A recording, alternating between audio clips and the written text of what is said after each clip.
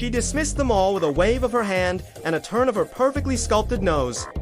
Her parents despaired. Pride is a lonely spouse, her mother warned, but Zola's ears were deaf to wisdom.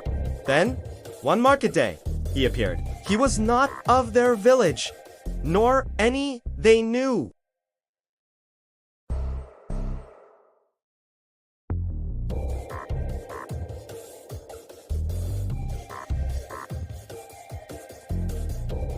Zola, who had found fault in every man, found perfection in this stranger. Without a second thought, she said yes. Her family pleaded with her. "We do not know this man or his people," her father argued. "A handsome face can hide a hollow heart," her mother whispered. But Zola was enchanted. She saw only the magnificent man who promised her a life as flawless as his own features.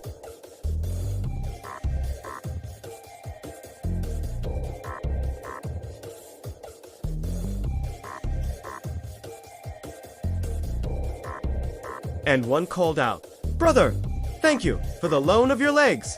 I can walk again." The stranger simply smiled, and as Zola glanced down, she thought she saw his legs flicker like a heat haze on the plains. She blinked, and they were solid again. She dismissed it as a trick of the light. Further on, they met a man carving a statue. "Friend," the Kava said, "I am grateful for the use of your arms. My work is now complete."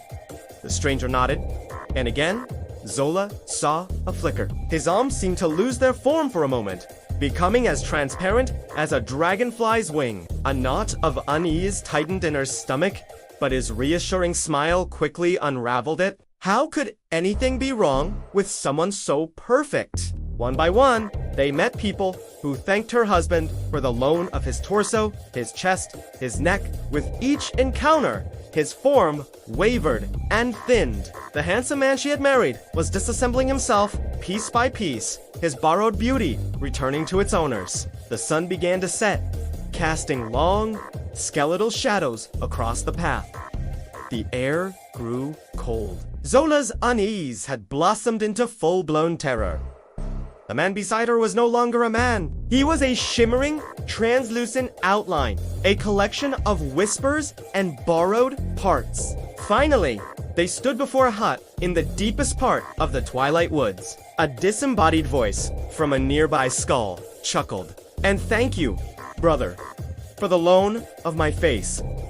The last piece of her husband's disguise fell away. The handsome face dissolved, revealing nothing beneath it. Zola stood before a ghost, a hollow echo of a man. This was her husband. This was her home.